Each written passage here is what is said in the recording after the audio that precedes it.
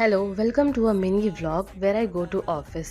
అంటే I'm thinking of trying a new series. ఇట్లా నేను రెడీగా అవ్వడం, ఆఫీస్కి వెళ్ళడం అవన్నీ చూపించడం. So don't go on my voice, నాకు చాలా కోల్డ్ ఉంది.